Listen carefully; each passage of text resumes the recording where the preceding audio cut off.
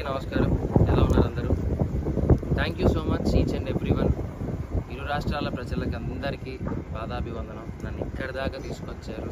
మీ ఇంట్లో ఒకటిగా నన్ను చూశారు. ఇంతకన్నా నేను చెప్పుకోవడం అంటూ ఏమీ లేదు. గెలవలేను అనుకున్న వాడిని గెలుపు దాకా తీసుకొచ్చి గెలిపించారు. అంతకన్నా నాకు ఇంకా వేరే అదృష్టంగా నేను ఏం ఫీల్ అవ్వట్లేదు. Thank you so much to each and everyone.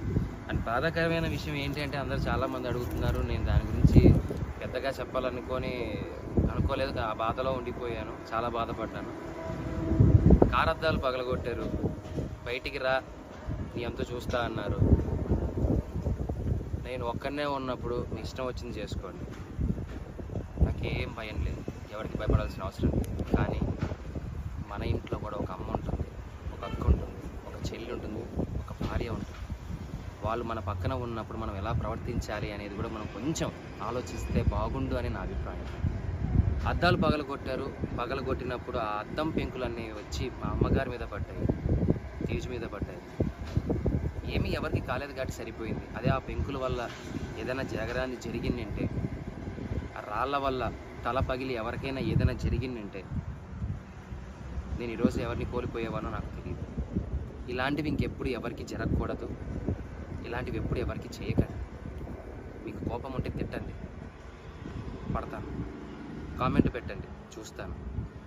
ఇంకా కోపం ఉంటే వీడియోలు తీసి పెట్టండి. ఎలాగో పెట్టారు, నా కుటుంబాన్ని మొత్తం బాధ పెట్టారు.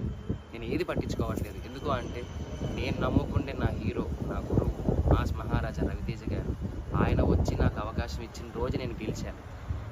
నేను బయటికి వచ్చిందే ఆ గెలుపులో వచ్చాను. కానీ గెలిచి ఒక ఆనందంతో బయటకు వస్తాను అనుకున్న నన్ను, నా కుటుంబాన్ని రోడ్డు మీద నించోబెట్టారు. అది చాలా బాధ వేసింది. పర్లేదు, నన్ను ప్రేమించే వాళ్ళు, నన్ను అభిమానించే వాళ్ళు ఉన్నారు కాబట్టి దేవుడు చల్లగా చూడబట్టి మా అమ్మకి, నా భార్యకి ఏం కాలేదు. నాకేవైనా పర్లేదు. మన ఇంట్లో ఆడవాళ్ళు మన పక్కన ఉన్నప్పుడు కొద్దిగా జాగ్రత్త వహిస్తే బాగుంటుంది.